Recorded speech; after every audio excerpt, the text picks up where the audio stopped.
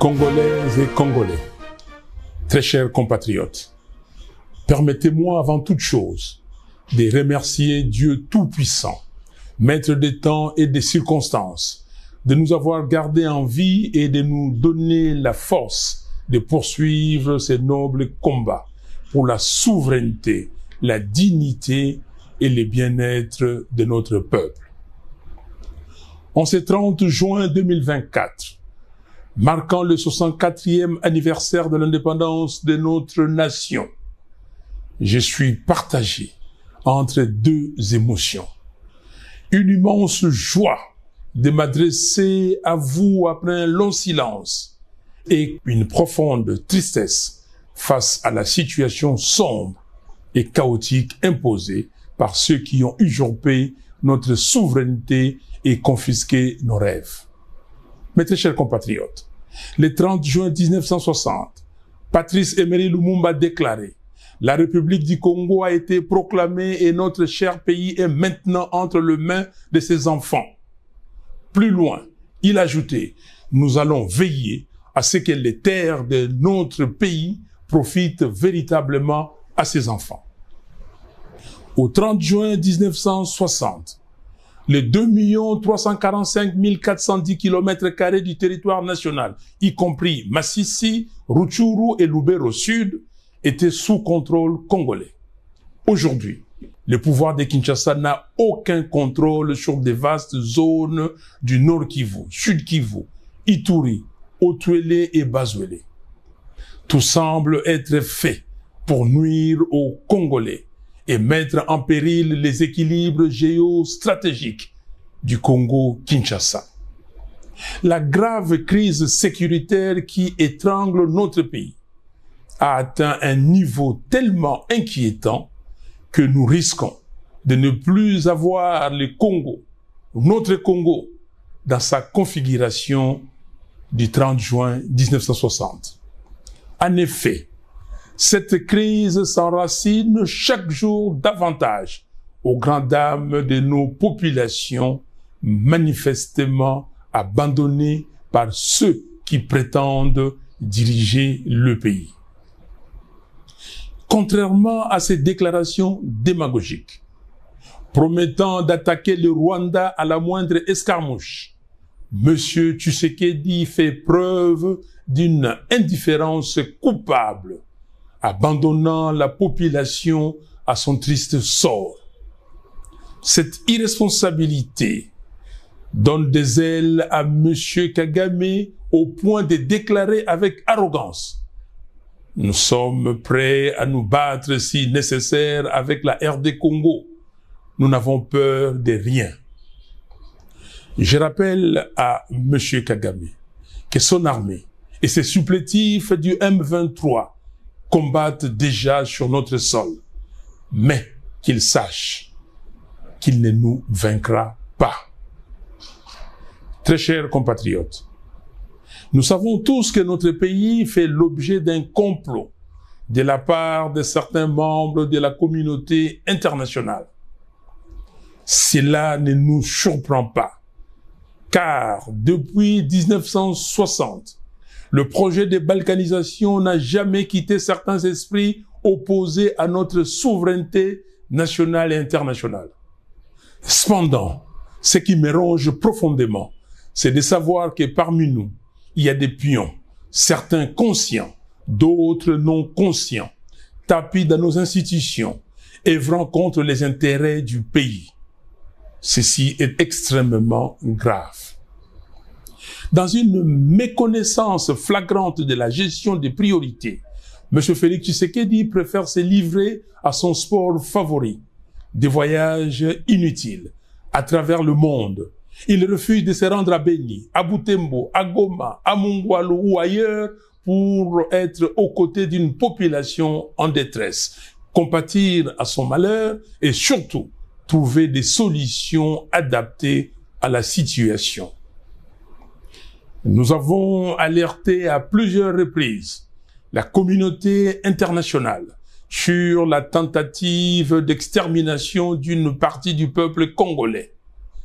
Nous continuons de constater malheureusement son indifférence face à la tragédie congolaise qui dure depuis plus de 25 ans maintenant.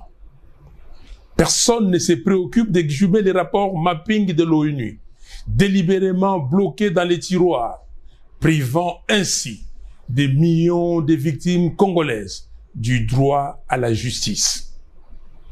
Comment comprendre que l'ONU et les forums internationaux discutent de la guerre en Ukraine, en Israël et à Gaza, tout en ignorant les 10 millions de morts et plus de 7 millions de déplacés internes congolais à cause de la guerre que le Rwanda et l'Ouganda nous imposent.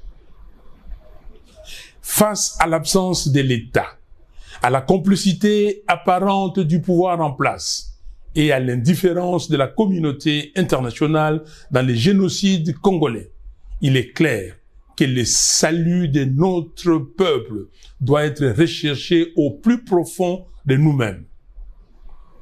Nous devons puiser les énergies nécessaires pour déclencher un sursaut patriotique tel que proclamé dans notre hymne national, Debout Congolais. Chers compatriotes, depuis 2019, les scandales de corruption et de détournement des deniers publics se sont multipliés, totalisant des sommes colossales, tandis que l'armée en guerre manque cruellement de ressources. Pendant ce temps, le régime de M. Tshisekedi continue de faire de grandes promesses au peuple, mais manque des capacités nécessaires pour relever les défis de la société congolaise. J'entends tous les jours vos cris de détresse face à la misère sociale, vos récriminations et plaintes sur la vie chère, sur la dépréciation du franc congolais par rapport au dollar, sur le manque d'infrastructures routières, aéroportuaires et portuaires, sur le manque d'accès à l'eau potable et à l'électricité, sur le manque de soins de santé, sur le manque d'emploi, sur la dégradation de la qualité de l'enseignement et sur les autres fléaux qui rongent la République. Oui, vous vous plaignez aussi de l'insécurité qui sévit dans toutes les grandes villes du pays, où les Kuluna, la milice UDPS, Force du Progrès, la brigade spéciale d'intervention rapide de l'UDPS règnent en maître. Dans certains quartiers de Kinshasa, il faut même l'autorisation des Kuluna pour y accéder. Comme on peut le voir, le gouvernement de M. Félix Tshisekedi est fondé sur la démagogie, le mensonge, la diversion, la distraction, la corruption et la violence. Ce gouvernement entretient l'illusion que tout va bien, alors que la réalité est tout autre.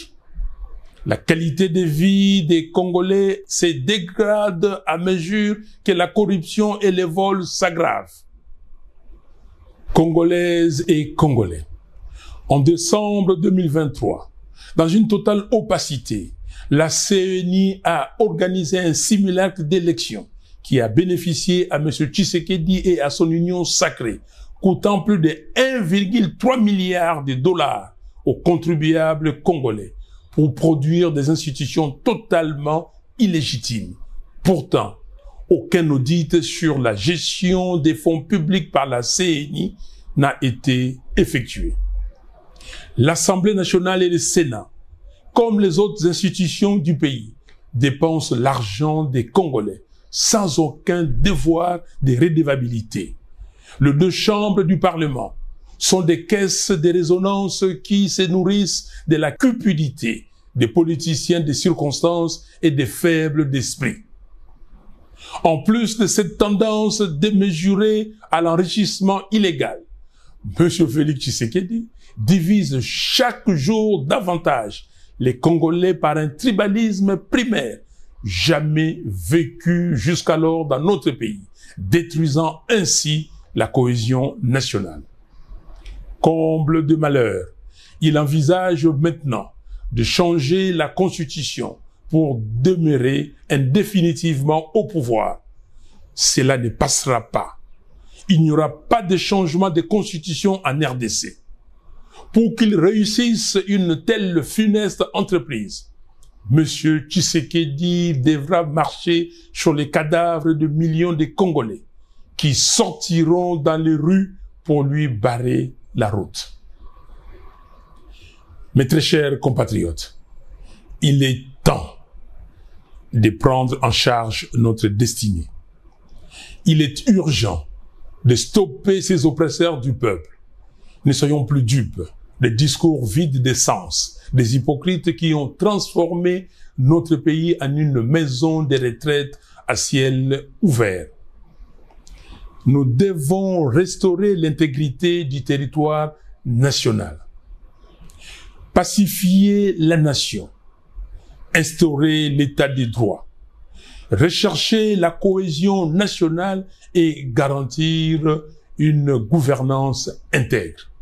Et pour ce faire, nous avons besoin d'institutions légitimes, un président et un parlement élus démocratiquement, un gouvernement intègre et une justice vertueuse.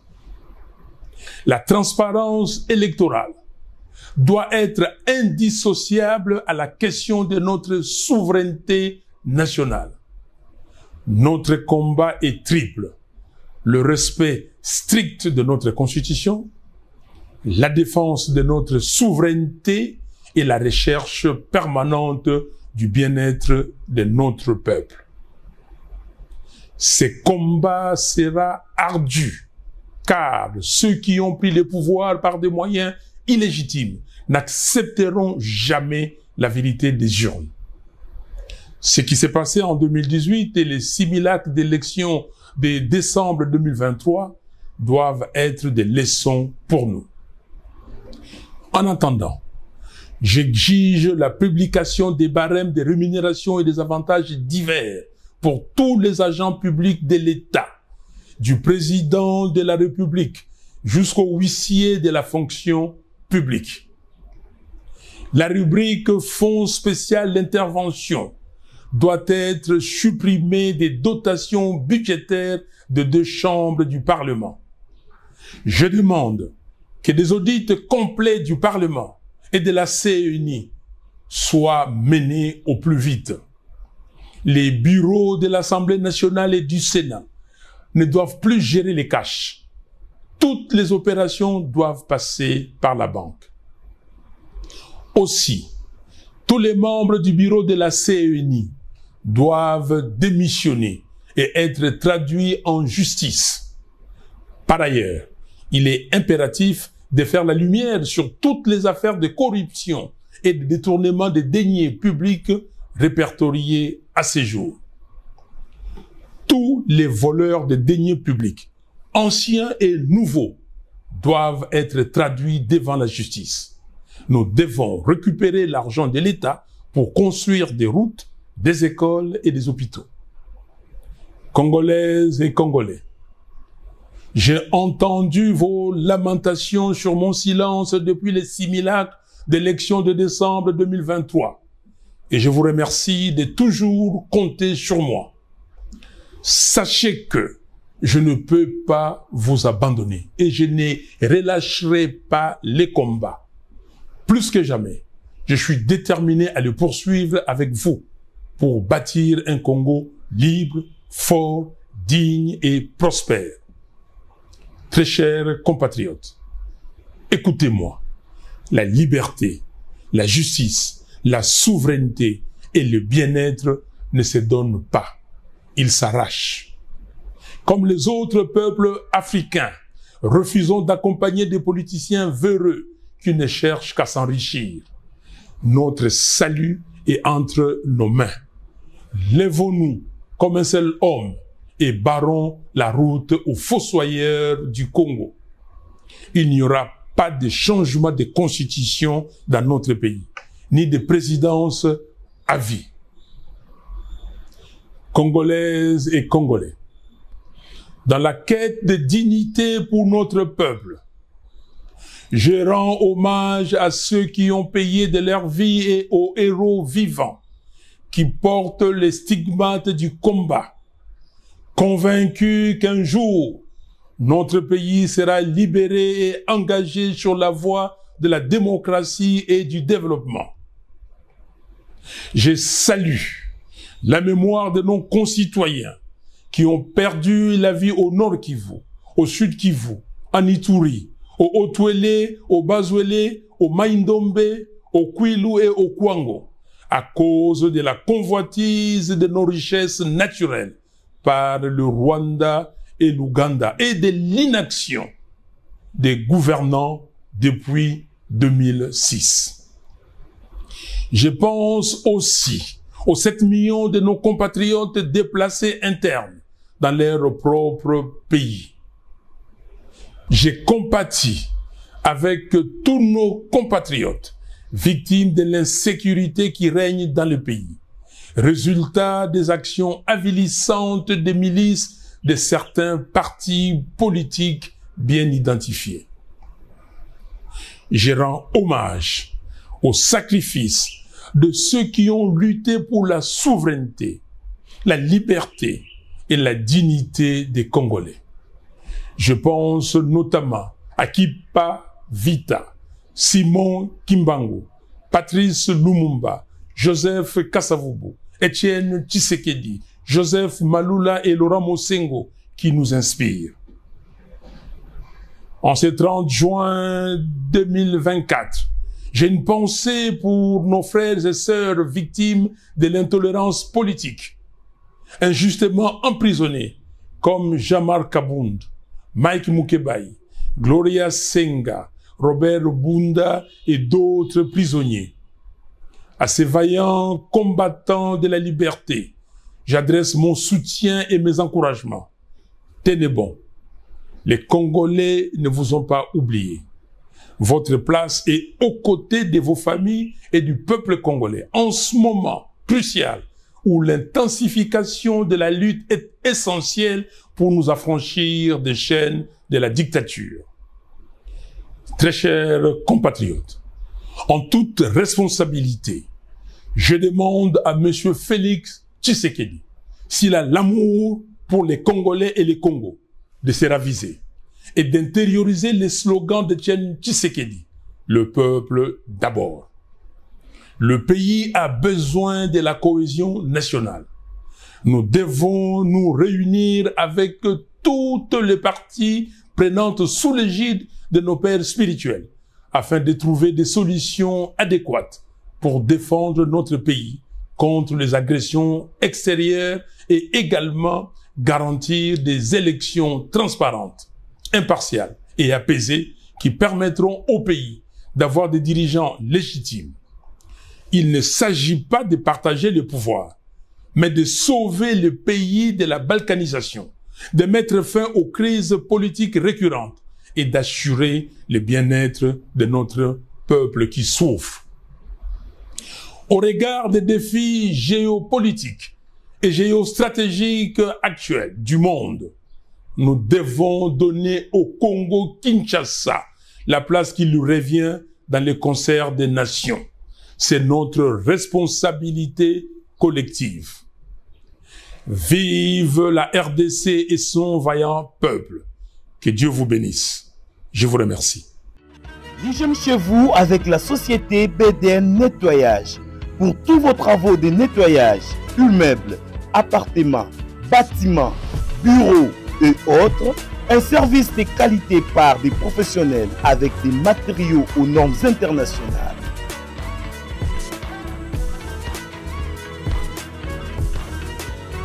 La société BDN Nettoyage offre aussi un service des femmes de ménage expérimentées pour tous vos besoins. Pour tout contact, plus 33 61 38 86 338, plus 243 97 91 99 381. BDN Nettoyage, le meilleur du nettoyage. BDN, c'est la qualité de notre service.